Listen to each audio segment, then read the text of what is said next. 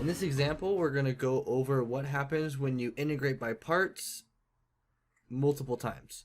So sometimes we're going to find that when we integrate by parts, we're going to actually have to do it twice, 3, 4 times.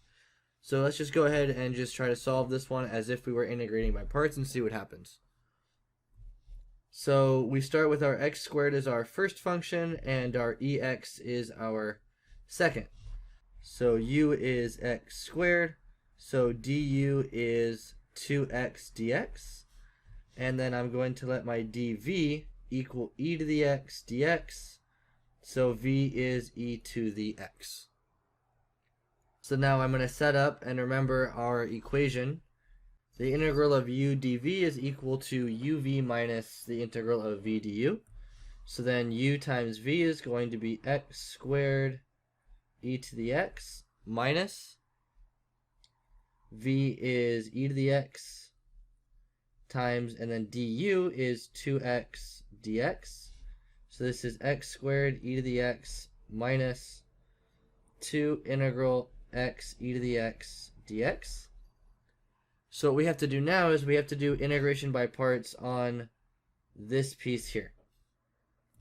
So I'm going to let u equal x and du equal dx. I'm going to let dv equal e to the x dx again, and v is just e to the x. So now when you integrate, you bring this part down, and you get x squared e to the x minus 2 parenthesis. Now this integral becomes uv, so x e to the x minus the integral of e to the x dx. That's that v du. So now I work this out, we get x squared e to the x minus 2x e to the x plus 2 integral e to the x dx. I just distributed that 2. So I get x squared e to the x minus 2x e to the x plus 2 e to the x plus c. And that is our final answer. So again, it's not too difficult, it's just doing an extra step. So on your own, I want you to evaluate x squared cosine of x dx, and go ahead and integrate that by parts. You're going to have to do it twice. Alright, so here we go. I'm going to let u equal x squared, so this is my u. So then du is 2x dx, and I'm going to let my dv be cosine of x dx. So I get v is equal to sine of x. Now I'm going to go ahead and write that. So it's uv, so x squared sine of x minus the integral of v du. So sine of x times 2x dx. So I like to take a step to go ahead and clean that up. 2 integral, I'll put the x in the front. So on this piece right here, I have to do integration by parts again. So my u is going to be x, and my dv is going to be sine of x. So it becomes x squared sine of x minus 2.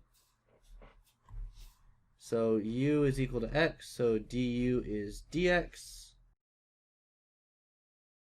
And then dv is sine of x dx, so v is negative cosine.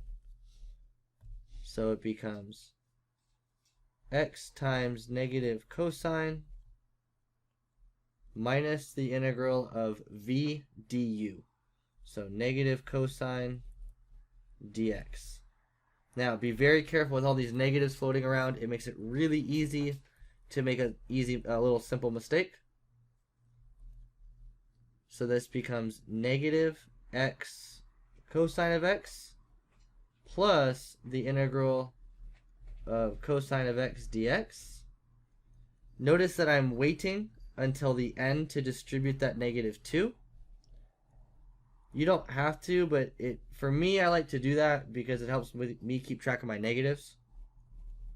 So the antiderivative of cosine is sine. Now I go ahead and I distribute that negative 2 2 sine of x plus c. And that's all there is to it. It's just keeping track of the negatives is very important.